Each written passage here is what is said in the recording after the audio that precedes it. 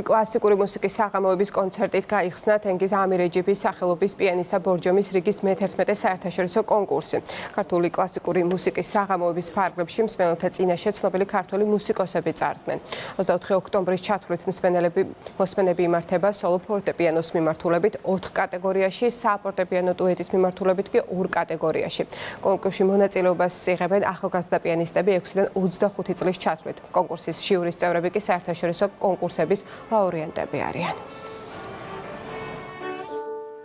ლევანდელი წელი ნამდვილად გამორჩეულია იმ თვალსაზრისით, რომ ძალიან ბევრი ქვეყნიდან ყავს მონაწილეები, რაც ძალიან მნიშვნელოვანია კონკურსისთვის, იმიტომ რომ პირველ რიგში თენგიზ ამირეჯიბის სახელი კიდევ უფრო ფართოდ გახდება ცნობილი და გარდა ამისა გაიცნობენ იმ ულამაზეს მხარეს, რასაც ბორჯომი ქვია. მე რამდენი წელია რომ ამირეჯიბის სახელობის კონკურს ფესტივალი ჩვენთან ტარდება და ძალიან დიდი წარმატებითაც. ბორჯომისთვის ძალიან კარგია, იმიტომ რომ ბორჯომი ზოგადად კულტურული ქალაქია და კულტურულად უნდა იცხოვროს ბორჯომელებმა. მნიშვნელოვანი იმით არის, რომ იხსნება ქართული კლასიკური მუსიკის ფესტივალი, სადაც თბილისის შემდეგ უკვე ბორჯომში მონაწილეობთ.